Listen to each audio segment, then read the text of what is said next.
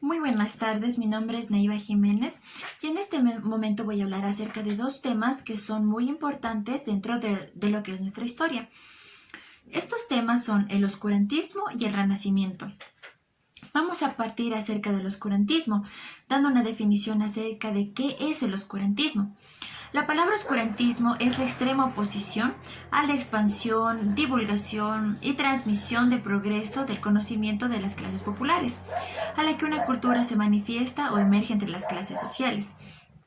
También se le atribuye la definición de que es el acto de defender ideales, posturas o conductas irrazonables, absurdas o incluso consideradas retrógradas.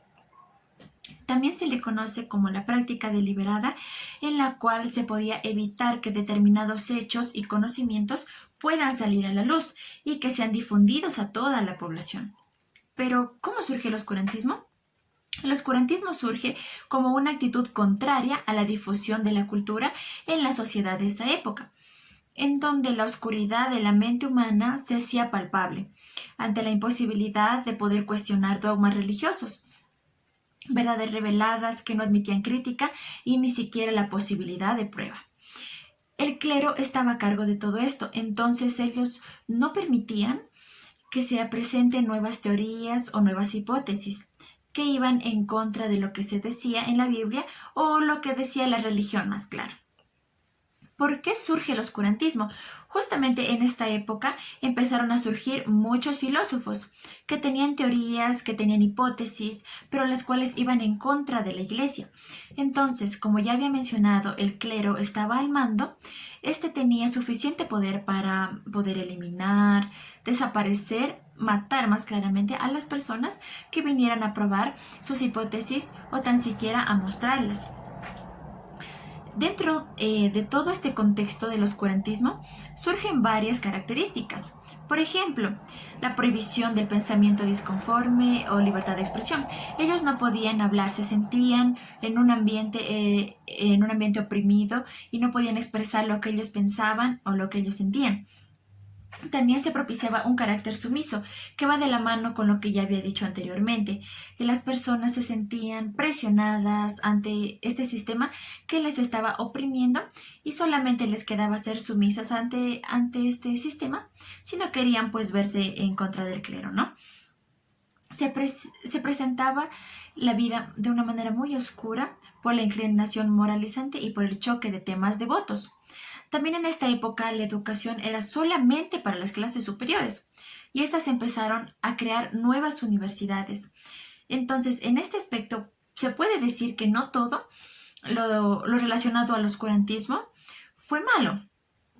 Claro que sí, en su gran mayoría, porque hubo mucha violencia, muchos actos injustos que se cometieron por parte del clero.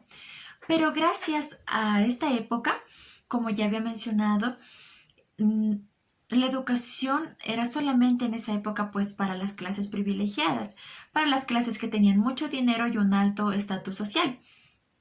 Entonces, a raíz de esto, se vieron en la necesidad de poder crear nuevas escuelas superiores, en las cuales estas personas se pudieran preparar más, pero solamente había universidades que se preparaban en tres carreras principales, las cuales eran Derecho, Medicina y Teología. Estas universidades estaban basadas fundamentalmente en estas tres carreras porque creían que eran las esenciales y con las cuales ellos podrían aprender más y de una mejor forma. Por ejemplo, tenemos la Universidad de Bolonia en Italia, que surgió en el año de 1088. Se especializaba en Derecho y hasta el día de hoy conserva ese gran prestigio en esa carrera. La Universidad de Oxford en Reino Unido, que nació en 1096, y esta universidad fue referenciada en literatura, cine, entre otras artes. También tenemos la Universidad de Cambridge en Reino Unido, que surgió en el año de 1209, que en la actualidad cuenta con 88 premios Nobel, además de menciones literarias y cinematográficas de gran importancia y prestigio. También tenemos la Universidad de Salamanca, de España, en el año de 1218 que surgió, y en 1253 se convirtió en la primera institución en recibir oficialmente el título de universidad. Como podemos ver, esta época del oscurantismo nos trae cosas malas, pero asimismo nos trae una ventaja, que son las universidades, con las cuales nosotros podemos acceder a una educación superior y de las cuales nosotros estamos siendo beneficiarios actualmente. Ahora vamos a hablar acerca del Renacimiento. ¿Qué es el Renacimiento y cuándo surge? El Renacimiento fue un movimiento cultural y social que se dio en Europa a partir del siglo XV y que se le considera esta etapa de transición de la Edad Media hacia la modernidad. La palabra Renacimiento proviene del verbo renacer, teniendo como su idea principal el nuevo nacimiento de la sociedad frente a la cerrada Edad Media de la que habían estado viviendo y de la cual habían sido víctimas durante mucho, mucho tiempo. Dentro de lo que son las características del Renacimiento, podemos ubicar entre las principales, por ejemplo, las siguientes.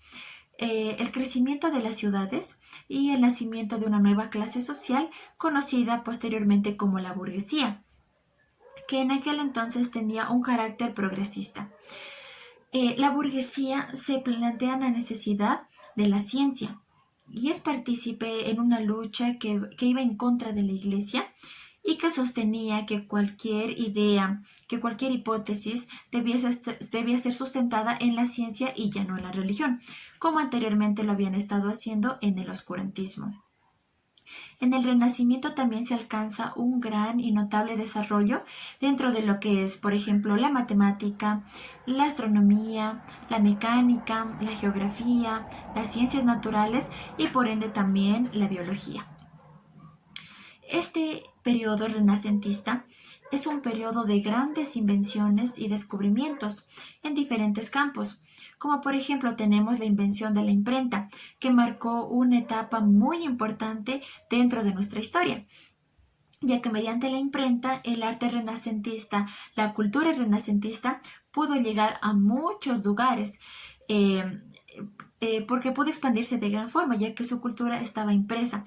Entonces, de esta forma se les hizo más fácil que la puedan expandir y llevarla a muchos lugares del mundo. También otro hecho muy importante de esta época fue el descubrimiento de América, en el cual Colón había pedido autorización para poder salir y poder llegar a las Indias y de esta forma descubrir que la Tierra era redonda. Pero Colón pues llegó a América y esto también estableció un gran paso y un gran aporte para la historia y para la ciencia también de igual forma. Dentro de lo que es la educación, podemos decir que para los hijos de los nobles, esta clase de los nobles era una clase bastante alta, se exigía una educación física y que tuviesen una estética plena. También se promovía la enseñanza del latín y del griego, idiomas que eran considerados necesarios para poder estudiar los monumentos literarios de la antigüedad. El pedagogo Tomás Moro también había planteado la idea de la unión de trabajo con la enseñanza teórica como un gran paso, un gran camino hacia una buena educación. Los pedagogos desde entonces también introdujeron el griego en la enseñanza superior y sustituyeron el latín de la Iglesia por el de escritores de la época clásica, como por ejemplo Cicerón y Virgilio. También dentro de lo que es el Renacimiento podemos ubicar a Miguel Ángel, el cual era un gran arquitecto, escultor, pintor y que era muy importante de esa época, del cual nacen grandes obras como por ejemplo la bóveda de la Capilla Sixtina, la creación de Adán, Cabeza de Fauno, Atlas, entre otras. Tras su muerte en el año de 1564, se dio paso al arte barroco y se fue dejando de lado de a poco el gran arte renacentista. Como pudimos observar, estas fueron dos etapas históricas que marcaron nuestra historia actual, brindándonos grandes aportes en cierta parte, pero también grandes reflexiones que esperamos no volver a repetir actualmente.